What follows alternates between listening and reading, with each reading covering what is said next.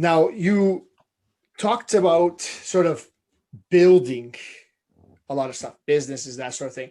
How do you see that, let's say, when you tackle this goal, starting to get into physical activity, how do you see those two sort of overlap or maybe interact?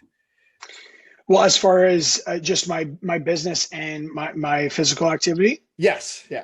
it's like I said before, it's very integrated. It has to be. Mhm. There has to be the harmony between both. What I Mhm. can tell you is, if I am not working out right, I'm not going to be building right, and if I'm not Mhm. building right, I'm not going to be working out right.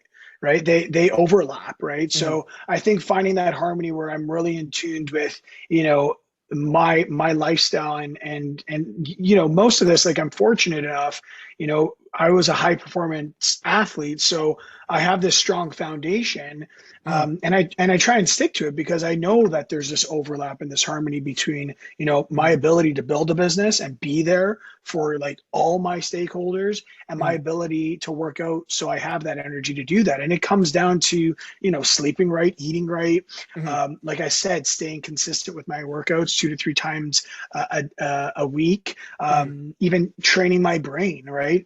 Visualization and coaching and meditation. Like those are the things that I learned in hockey. I still do that today.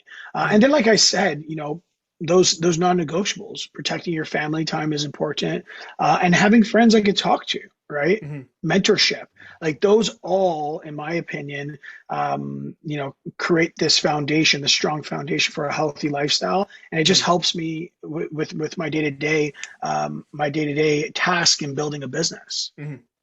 And I think a lot of things that you've mentioned are very relevant to high performers. A lot of times when you read about high performers, they do prioritize these things. These are some like, big non-negotiables, as you're saying. So I can Yeah. see why you're able to succeed as well as they are, because they are making these things a priority, and it's influencing their performance, and then of course their business's performance.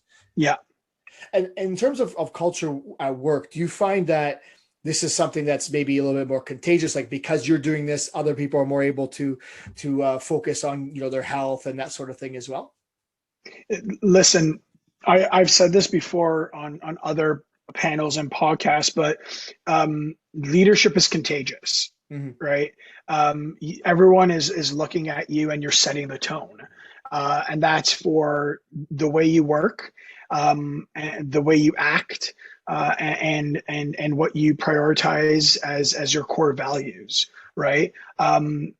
Once again, it's all about the invisible work. Like, what are you doing when no one's watching? Mm-hmm. And I think as a leader, you kind of set that tone, and it's contagious. So Mm-hmm. if people notice that, I'm not taking care of my health, you know, yes, it's not going to be, everyone's not going to be say, oh, well, Nunzio is not taking care of his health, therefore I'm not. It's not like it's a cult or something like that.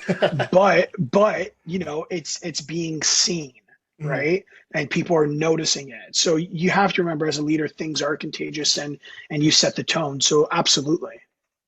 Yeah, I think you're right. Leadership is contagious, right? The way you lead, people pick up on it, and it's maybe not always the things that you say; it's how you do it. You might be telling everyone, "Okay, you guys should be taking a 15-minute walk break," but if Nunzio's in his office from 6 a.m. to 6 p.m. every day, they're gonna like, "But that's what I should be doing then, maybe." Right? So Exactly. and this is why when you live what you're preaching, it's influencing other people positively.